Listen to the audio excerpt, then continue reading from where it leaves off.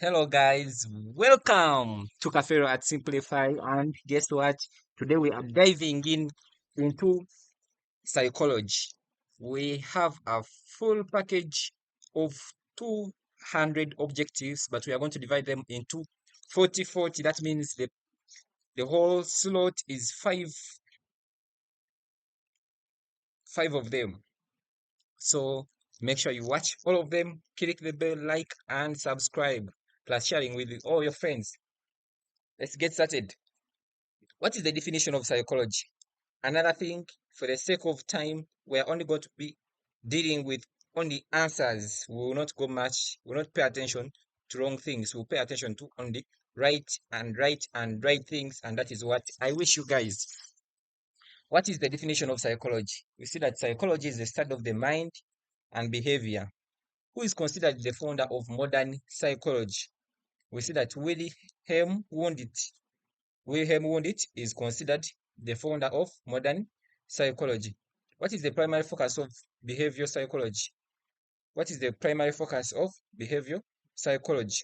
We see that behavioral psychology is all about observing and analyzing behavior. Which perspective in psychology? And we see that that answer is C, observing and analyzing behavior. Which perspective in psychology emphasizes the role of internal thoughts and mental processes? We see that the answer is C, cognitive perspective. Cognitive perspective is all about you internalizing things. Yeah, you have heard of the cognitive brain. Yeah, it's about you and internalizing things. Yeah, you think deep about something, internal thoughts and mental processes. Number five, who developed the concept of hierarchy of needs in human motivation? And we see that that is Abraham Maslow.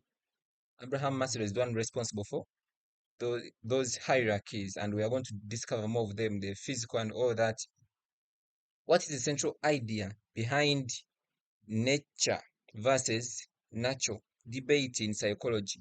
So whenever you see anything related to nature, just know that is genetics.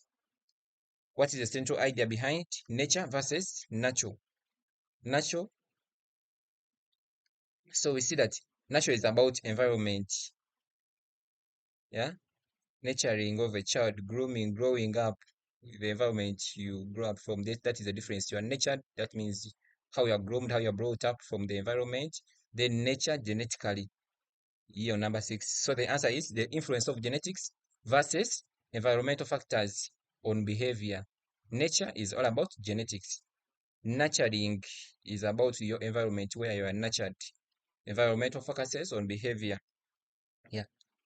Which branch of psychology focuses on understanding abnormal behavior and mental disorders? So the answer is A, clinical psychology. We see that clinical psychology is responsible, you like the way you hear the word clinics. Yeah, yeah. So it is responsible for understanding abnormal behavior and mental disorders. Yeah, the clinical doctors. Yeah, that's where we find the psychiatrists. So, who is known for the classical conditioning experiments involving dogs? I think we've known this from primary, that it is Ivan Pavlov. Yeah, the dog experiment, salivating, and all that conditioning. So, in the context of psychology, what does the term cognition refer to? We've slightly delved, we have slightly talked about this. Cognition is all about mental processing related to thinking, remembering, and problem solving. You can even use elimination method when you're answering these objectives. Emotional experience does not involve the thinking stuff, recognizing stuff. Conscious and unconscious process, no. Mental process is related to thinking. Thinking is all about the cognition. Yeah. So we see that even when you use elimination, C would be the most correct. What is the primary focus of social psychology? We know that social means how you relate with people. So the primary focus is interactions between individuals and groups is the primary focus of social psychology. Number 11, what does nature component of what does nature, the nature we've talked about, component of nature. versus natural debate refer to. Yeah, we've seen nature component, mm, versus this. What does it refer to? We've talked about it. Number, we see number 11 is genetic factors. That nature is all about the genetics. Yeah. Which area of psychology is concerned with the study of how people grow, develop, and change throughout life? Now, even if you are to use elimination method, we have they are talking about how people grow, develop, and change. We know that this is development. Yeah, we all were young babies. We reached puberty. We are now growing. We are soon becoming. Or some people are already married, and yeah, you know. So by elimination, cognitive, we have said it's all about thinking, development. Okay, we would take that. Clinical, we have said it's all about, yeah, the understanding the mind, the disorders and all that. Evolutionary psychology, but we see that the answer is D. This is what we'll try to come next. But this one involves changes which take years and years, evolution stuff, how things evolve. You can't study them on a small scale of growing, developing, and changing throughout life. So we see that the answer is B. Developmental psychology is concerned with the study of how people grow, develop, and change throughout life. 13, who's associated with the concept of operant conditioning and the Skinner box. We see that the answer is got from the question Skinner. Yeah, so it is very hard. We haven't actually seen it in objectives where we have a question involving the name of the person, yeah, and is not the one who founded that. So this is associated with the concept of operant. Why? Because most of those theories would be named after those individuals. Yeah, yeah. So you should take keen note about that. So you see that it is BF. Skinner is associated with the concept of operant conditioning, and we're going to see more questions. What is operant conditioning all about? And I tried to put some summary down. What is the focus of industrial organization in psychology? Even when you use elimination, industrial organization in psychology. Let's use elimination and we see studying abnormal behavior. It is not related to industry. So organization. Understanding cognitive process, that is thinking. Examining behavior in social setting. This is for sociology. Applying physiological principles to the workplace would match, and it is the correct answer. Applying psychological principles to the workplace. What does the term self-actualization refer to in Maslow's hierarchy of needs? Yeah, we have talked about Maslow's hierarchy of needs, and we see that he's the founder of this classification of needs. In this question, we've seen up here is the concept of hierarchy of needs and motivation is Abraham Maslow. So now the question is saying, what is the industry? What does the term self-actualization to Maslow in hierarchy of needs refer to? Fulfilling basic sociological needs, achieving one's full potential and personal growth, forming social connections and relationships, pursuing safety and security. Self-actualization, you sit down and have a meeting with yourself. It's all about achieving one's full potential and personal growth. That is self-actualization. Actually, in relationship to this, I put some quotes here and you'll see it down. Yeah. What does the term self-actualization refer to? It means achieving one's full potential and personal growth. Who is known for social cognitive theory and the concept of observational learning? Social cognitive theory and the concept of observational learning, we see that that is Albert Bandura. Yeah, we know Skinner, what he did. It is Albert Bandura. Will come across all these guys. So Albert Bandura is known for social cognitive theory and the concept of observational learning. In the context of psychological research, what is a placebo? Yeah, we see that a placebo is a substance or procedure with no therapeutic effect. With no therapeutic effect. That is what we call a placebo. What is the main emphasis of psychodynamic perspective in psychology? The main perspective of psychodynamic perspective in psychology, we see that it's all about the unconscious processes and unresolved conflicts. Which subfield of psychology is concerned with application of psychological principles to legal issues and criminal justice systems? We see whenever they talk about criminal justice systems, it's all about forensics. Yeah, there are people who do this as a degree even in computer forensics. Yeah, it's all about investigating crimes. So 19 is forensics psychology. What is the primary focus of health psychology? Primary focus is all about examining the psychological aspect of physical health and well-being. That is, examining the psychological aspect of physical health and well-being. What is the definition of personality in psychology? Definition of psychology in personality. We see that personality is all about your uniqueness. Yeah, what is your personality? It means what sets you different from the other. And so the answer is B. An individual's unique pattern of thoughts, feelings, and behavior. They are unique. That is his personality or her personality. So an individual's unique pattern of thoughts and feelings and behaviors. According to Sigmund Freud, which part of the personality operates on the principle of pleasure? According to Sigmund Freud, which part of the personality operates on the principle of pleasure? We see that the answer is id. Yeah, I tried to find out what id is, whether it is an abbreviation, but it is not actually an abbreviation. It comes from the Latin meaning it. Yeah, so it is the one responsible for the pleasure part of it. So I put here some comments here. The id operates on the pleasure principle, seeking immediate gratification of desires and needs without considering for reality or social constraints. Yeah. What's the primary function of the ego in Freud's psychoanalytic theory? Primary focus of the ego.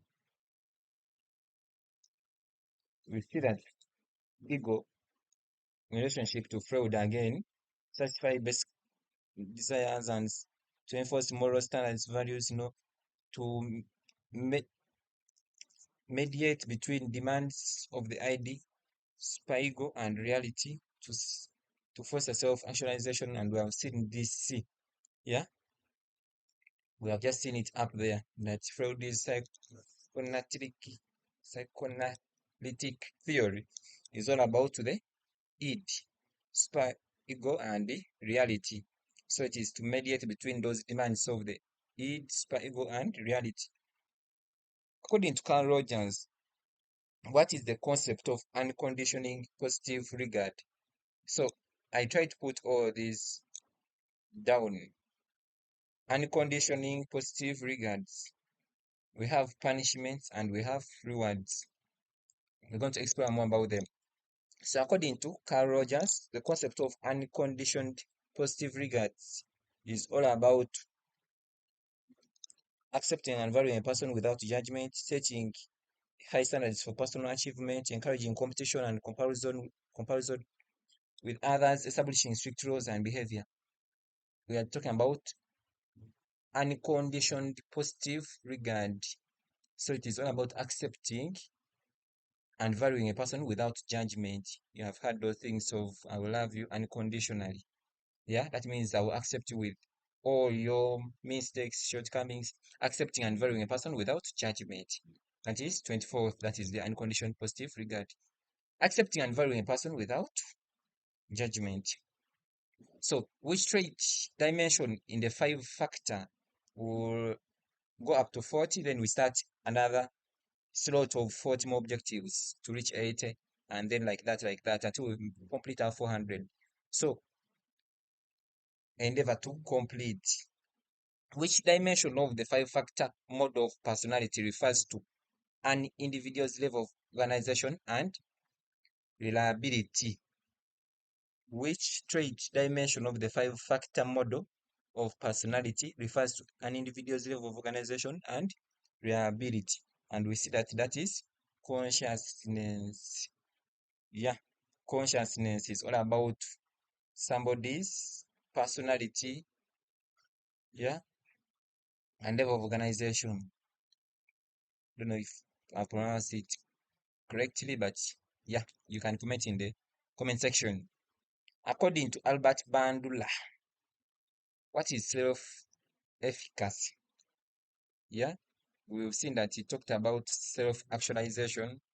Yeah, and so now they are telling us what is self-efficacy. Concept concept of Albert Bandura, self or self-actualization by Maslow's hierarchy. Bandura here we have seen that known for social cognitive theory and the concept of observational learning. So in observation learning, it is the same guy, Bandula, comes in and brings in this topic again. Yeah,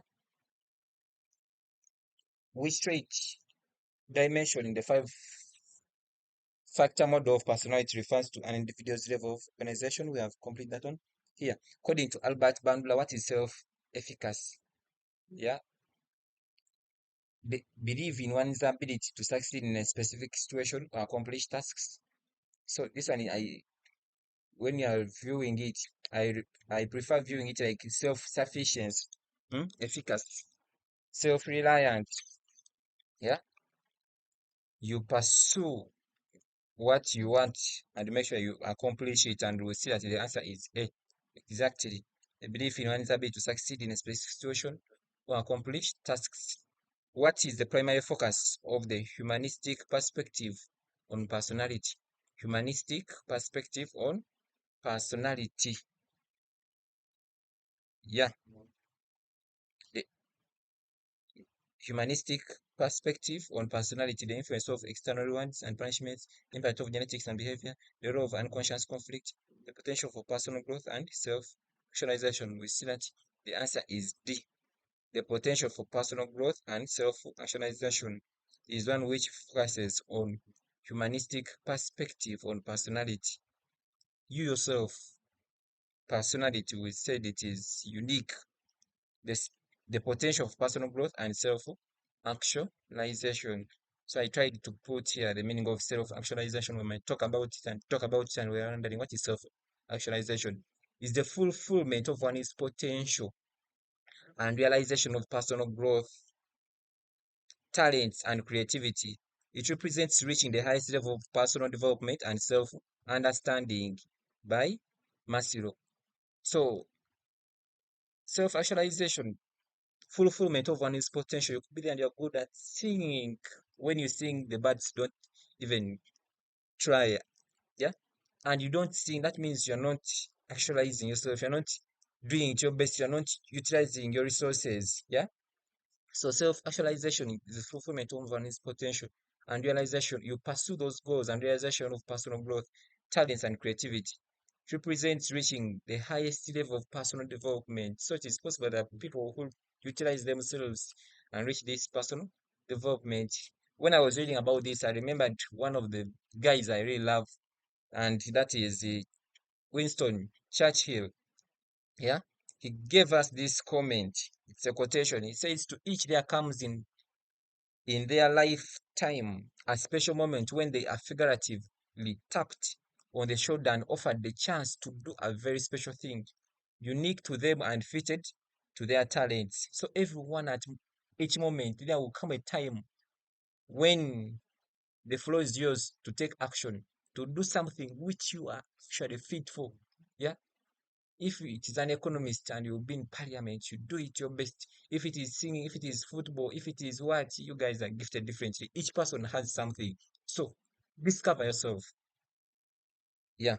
But however, the conclusion of this comment is sad. It says how terrible it will be when it finds you unprepared. That means there is a role which we have to play of preparation. Come back to 28. In trait theory, what is common criticism of using personality traits to describe individuals? What is common criticism of using personality traits to describe individuals? We see that that one is um, oversimplification and inability to capture individual complexity. Common criticism. You believe everyone is the same, but now where at you? That is common criticism. Oversimplification and the inability to capture individual complexity, and you fail to find out what makes the other person different. How are they unique? Oversimplification and inability to capture individual complexity. According to social cognitive perspective, what role does observation learning play in development of personality? Observation learning play in development of personality. We see it shapes personality through modeling and imitation. Yeah, somebody observes and learns, observes and does. That's why you see footballers take time and see how do these guys play chess and every sport. Yeah, it is what you call social cognitive perspective. You learn from the others, fellows. Yeah? Music, you listen to a lot of music content, how people select. Yeah, what does Rorschach Inkblot, Inkblot, yeah, Inkblot test assess in personality? Rorschach Inkblot test assess in personality. We see this one tests the unconscious desires and conflicts. It uses, like the way you are seeing here, Inkblot. They use images, yeah. So they give you images. This is where they are unable to detect your personality just through questions, through interaction. So they use pictures, yeah. I tried to put here, I think I forgot the explanation to put here some comments down. Yeah. So they use images to view you and understand, yeah, your personality. It is called the unconscious desires and conflicts. What does Rorschach Inkblot test assess in personality? Conscious thoughts and emotions, unconscious desires and conflicts, because these ones you can easily hide them. Unconscious desires and conflicts, cognitive abilities and problem solving, social skills and communication skills, these ones can be seen from outside. Conscious thoughts and emotions, even emotions can be seen. You can use elimination to do this now as well. Cognitive abilities and problem solving can be seen. But the unconscious desires and conflicts cannot, and therefore they have to use this Inkblot test. It involves images. What is classical conditioning and who is associated with its development? See, you condition something. I've already talked about that. It is Ivan Pavlov using the dog experiment.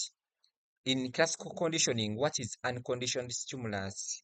In classical conditioning, what is unconditioned stimulus? Unconditioned stimulus. We see that a stimulus that naturally elis- elicits a response. Elicits is to draw, to cause, yeah, a response. So in classical conditioning, unconditioned stimulus is a stimulus that naturally elicits a response. A good example here is this one is not trained. Yeah, take an example of unconditioned stimulus in when they put a child, a baby, when they put it on the mother's breast, no one ever teaches it to do what? To suck. It will just start sucking. It is what we call unconditioned stimulus. It is not taught. What is the process of learning by watching others and imitating their behavior called? We see that we have talked about it. Observation, learning. You see and you do. Monkey do, monkey see. According to B.F. Skinner, what is the primary principle of operant conditioning? Skinner, primary principle of operant conditioning. We see that shaping behavior through rewards and punishment. This is where Skinner came in and he brought in their four concepts. Yeah, shaping behavior through rewards and punishment. The reward side has two sides, and the punishment side has two sides. Um, you're going to see it. What term is used to describe the reappearance of what term is used to describe the reappearance of previously excite, extinguished conditioned responses after delay? What term is used to describe the reappearance of previously extinguished conditioned response after delay? And we see that the answer is spontaneous recovery. We're left with four. finish this session. In operant conditioning, what is negative reinforcement? We see, I tried to put them here. Negative reinforcement strengthens a behavior by removing something undesirable when the behavior occurs. This is different from punishment, which aims to decrease behavior. So we see that negative reinforcement strengthens behavior by removing something undesirable. 37. What is the term for the process of gradually shaping behavior by reinforcing closer and closer approximation to the desired behavior? What is the term for the process of gradually shaping? I'm going to now explain more about this. Yeah, this operant conditioning. Yeah. So, what is the term for the process of gradually shaping behavior by reinforcing close and close approximation to the desired behavior? We see that you can use elimination to answer this number. They are saying shaping behavior by reinforcing closer and closer approximations. Keep on and keep on and keep on with that is successful approximation. D. So, part 8, what type of learning involves association between behavior and its consequences? Yeah, behavior and its consequences. We see that the answer here is operant conditioning. We have seen it is all about the punishment and rewards. Yeah, here is what I wanted to explain, that we have positive reinforcement, negative reinforcement, positive punishment, and negative punishment. How to memorize this one very fast? Let's first go through them. Adding positive reinforcement is adding a pleasant stimulus to increase the likelihood of a behavior. All reinforcements aim at increasing the likelihood of a behavior. Yeah. Then all punishments aim at decreasing the likelihood of a behavior. What do we note now? For positive reinforcement, we want to increase the likelihood of a behavior by adding a pleasant stimulus. Now, in that is positive reinforcement, we add a pleasant stimulus. Now, the opposite is the positive punishment. Now, here we have added a pleasant stimulus. Now, in positive punishment, we are adding in all reinforcements, in all positives, we are adding positive, we are adding, and then in negative, we are removing. But in positive reinforcement, we are adding something pleasant. In positive punishment, we are adding something unpleasant to decrease the likelihood of a behavior. Now, I can give a terrible example here. Let's say positive punishment. You today you cane the child for stealing sugar. You cane 3. Then tomorrow the child does, and then you cane 5. That is adding unpleasant stimulus to decrease the likelihood of behavior. That means another time when the child steals, the child will know you punish 10. Yeah, and so all that is the stuff. And the question was saying, what type of learning involves association between behavior and its consequences? And we have seen this operant conditioning. Yeah, if you reached this far, I want to teach you something called attention deficient hyperactivity disorder. This is a disorder for people to pay attention for a long time. Yeah? So you can self-evaluate yourself. If you have been able to reach this far on 39 and we are finishing at 40, that means you don't have this. And yeah, applaud yourself. Give me the bell there and the thumb, and I see how many people have reached this far. So, according to Albert Bandura, what is the term for the belief in one's capability to perform a specific task or reach a goal? We have already seen it. That is self-efficacy. And lastly, what is the concept for reinforcing schedules in operant conditioning? When you see schedules, just know it's all about time. So, and the answer is A, the timing and frequency of reinforcement delivery. The concept of reinforcement schedules in operant conditioning is the timing and frequency of delivery. Thank you guys. Stay tuned.